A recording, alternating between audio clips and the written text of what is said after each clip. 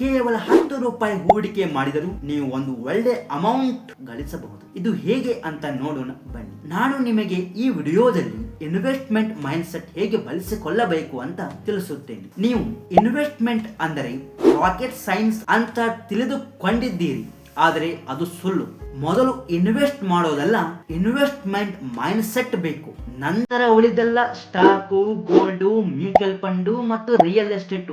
ಮೊದಲು ನೀವು investment mind set ಹೇಗೆ ಬೆಳೆಸಿಕೊಳ್ಳಬೇಕು ಅಂತ ನೋಡೋಣ ಬನ್ನಿ. ಮೊದಲು ನೀವು ಡಿಮ್ಯಾಟ್ ಅಕೌಂಟ್ ಓಪನ್ ಮಾಡೋದಲ್ಲ, ಒಂದು ಹೂಡಿಕೆಯನ್ನು ಖರೀದಿಸಿ. ಹೂಡಿಕೆ ಎಂದರೆ ನಿಮಗೆ ಗೊತ್ತಿರಬೇಕು. ಚಿಕ್ಕ ವಯಸ್ಸಿನಲ್ಲಿ ಹಣ ಕೂಡಿಸುವ ಗಳ್ಳೆ ಅಂದರೆ ನಿಮಗೆ ಗೊತ್ತಾಗಬಹುದು. ಈಗಲೂ ಒಂದು ಗಳ್ಳೆಯನ್ನು ಖರೀದಿಸಿ, ಅದರಲ್ಲಿ ಪ್ರತಿದಿನ ತಪ್ಪದೆ 10 ರೂಪಾಯಿಯನ್ನು ಇನ್ವೆಸ್ಟ್ ಮಾಡಿ. ಫಿಸಿಕಲ್ ಆಗಿ ನೀವೇ ನಿಮ್ಮ ಕೈಯಿಂದ ಗಳ್ಳೆ ಒಳಗೆ ಹಾಕಿ. ಕೇವಲ 10 ರೂಪಾಯಿಯನ್ನು ಹಾಕಿ. ತಿಂಗಳಿಗೆ 300 ರೂಪಾಯಿ ಆಗುತ್ತೆ, ವರ್ಷಕ್ಕೆ 3650 ರೂಪಾಯಿ ಆಗುತ್ತದೆ. ಇದು ಏನು ದೊಡ್ಡ ಅಮೌಂಟ್ ಅಲ್ಲ, ಆದರೆ ಇದರಿಂದ ನಿಮಗೆ ಕಾನ್ಫಿಡೆನ್ಸ್ ಬರುತ್ತೆ. ನೀವು ನಮಗೆ ದುಡ್ಡು ಉಳಿಯುತ್ತಿಲ್ಲ ಅಂತ ನೆಪ ಹೇಳಬೇಡಿ. 10 ರೂಪಾಯಿ ಏನು ದೊಡ್ಡ ಅಮೌಂಟ್ ಅಲ್ಲ, ಕುಡಿಸಬಹುದು. ಹೀಗೆ ತಪ್ಪದೆ 1 ವರ್ಷ ಮಾಡಿದರೆ ನಿಮ್ಮ ಇನ್ವೆಸ್ಟ್ಮೆಂಟ್ ಮೈಂಡ್ ಸೆಟ್ ತುಂಬಾ ಇಂಪ್ರೂವ್ ಆಗುತ್ತೆ. ಆದ್ರೆ ನೀವು ಪ್ರತಿದಿನ ತಪ್ಪದೆ ಒಂದು ಫಿಕ್ಸ್ಡ್ ಟೈಮ್ ನಲ್ಲಿ ಹೂಡಿಕೆಯಲ್ಲಿ ಹಣ ಹಾಕಬೇಕು. ಒಮ್ಮೆ 5 ದಿನದ್ದು 6 ದಿನದ್ದು ಕೂಡಿ ಒಮ್ಮೆ ಹಾಕೋದಲ್ಲ, ಪ್ರತಿದಿನ 10 ರೂಪಾಯಿ ಹಾಕಲೇಬೇಕು. ನೀವು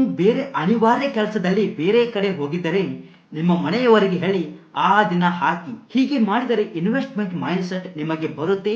ನಂತರ ನೀವು ಡಿಮ್ಯಾಟ್ ಅಕೌಂಟ್ ಅನ್ನು ಓಪನ್ ಮಾಡಿಕೊಳ್ಳಿ. ಅಲ್ಲಿ ಸ್ವಲ್ಪ ಅಮೌಂಟ್ ಅನ್ನು ಇನ್ವೆಸ್ಟ್ ಮಾಡಿ. ಈಗ ನಿಮ್ಮ ಕಾನ್ಫಿಡೆನ್ಸ್ ಇಂಪ್ರೂವ್ ಆಗುತ್ತೆ. ನಿಮಗೆ ಹಣ ಉಳಿಸುವ ಒಂದು ಮನೋಭಾವ ಬಂದಿರುತ್ತದೆ.